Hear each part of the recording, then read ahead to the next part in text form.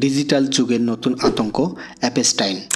ইন্টারনেটের অন্ধকার জগৎ থেকে হঠাৎ উদয় হয়ে তারা ফাঁস করে দিচ্ছে ক্ষমতাধর ব্যক্তিদের গোপন নথি। কিন্তু কারা এই অ্যাপস্টাইন?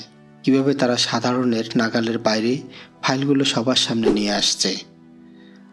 আজ আমরা জানব এই রহস্যময় অ্যাপস্টাইনের আদ্যোপান্ত নিয়ে। অ্যাপস্টাইন কি? অ্যাপস্টাইন হলো একটি অ্যাক্টিভিস্ট গ্রুপ বা প্ল্যাটফর্ম। এদের মূল লক্ষ্য হলো সরকারি বা প্রভাবশালী প্রতিষ্ঠানের অভ্যন্তরীণ গোপন নথি জনসম্মুখে নিয়ে আসা। অনেকটা উইকিলিক্সের ছোট বা আঞ্চলিক সংস্করণের মতো এরা কাজ করে থাকে।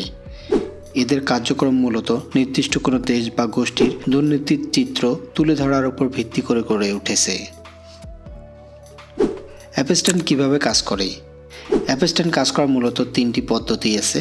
এরা প্রথমত টার্গেট সিলেকশন করে, অর্থাৎ এরা প্রথমে এমন সব সার্ভার বা ডেটাবেস খুঁজে বের করে যেখানে দুর্বল সিকিউরিটি রয়েছে। আরেকটি পদ্ধতি হচ্ছে ইনফিল্ট্রেশন, অর্থাৎ হ্যাকিং প্রযুক্তি ব্যবহার করে এরা সার্ভারের ভেতর প্রবেশ করে এবং সংবেদনশীল ফাইলগুলো ডাউনলোড করে নেয়। অনেক ক্ষেত্রে প্রতিষ্ঠানের ভেতরের কেউ তাদের তথ্য সরবরাহ করে থাকে। আরেকটি পদ্ধতি হচ্ছে পাবলিক রিলিজ। তথ্যগুলো পাওয়ার পর তারা সরাসরি নিজেদের ওয়েবসাইট বা স্পেশাল মিডিয়াতে হ্যান্ডেলে ফাইলগুলো আপলোড করে দেয় যাতে সাধারণ মানুষ তা ডাউনলোড করতে পারে। তথ্য ফাঁসের প্রভাব কী হতে পারে? অ্যাপস্টাইন যখন কোনো নথি ফাঁস করে তখন তার ফলাফল হয় সুদূরপ্রসারী, অর্থাৎ যেই প্রতিষ্ঠানের বা প্রশাসনের তথ্য ফাঁস করে তাদের স্বচ্ছতা নিয়ে প্রশ্ন ওঠে। একই সাথে যদি কোনো ব্যক্তির দুর্নীতির প্রমাণ জনসম্মুখে নিয়ে আসে তাহলে সেই ব্যক্তির উপর যে প্রভাব সেটা পড়ে। তবে ব্যক্তির উপর সেই প্রভাব পড়লে ব্যক্তির গোপনীয়তা ও জাতীয় নিরাপত্তার ঝুঁকি তৈরি হয়। সম্প্রতি দেখা গেছে আমেরিকার প্রেসিডেন্ট ডোনাল্ড ট্রাম্পের ব্যক্তিগত তথ্য অ্যাপস্টাইন ফাঁস করেছে, যেখানে যৌন নিপীড়ক হিসেবে ডোনাল্ড ট্রাম্পের বিভিন্ন ধরনের ছবি প্রকাশ পেয়েছে। অপরদিকে সম্প্রতি আবার অ্যাপস্টাইন তথ্য ফাঁস করেছে, যেখানে যৌন নিপীড়ক হিসাবে ভারতের প্রধানমন্ত্রী নরেন্দ্র মোদীর নাম উঠে এসেছে, যা নিয়ে পুরো ভারতের মধ্যে হইচই শুরু হয়েছে। এদের পেছনে কারা? এটাই সবথেকে বড় প্রশ্ন। অ্যাপস্টাইনের পেছনে কারা রয়েছে তা এখনও রহস্যে ঘেরা। এরা সাধারণত ভার্চুয়াল প্রাইভেট নেটওয়ার্ক এবং টর ব্রাউজার ব্যবহার করে নিজেদের আইপি অ্যাড্রেস লুকিয়ে রাখে।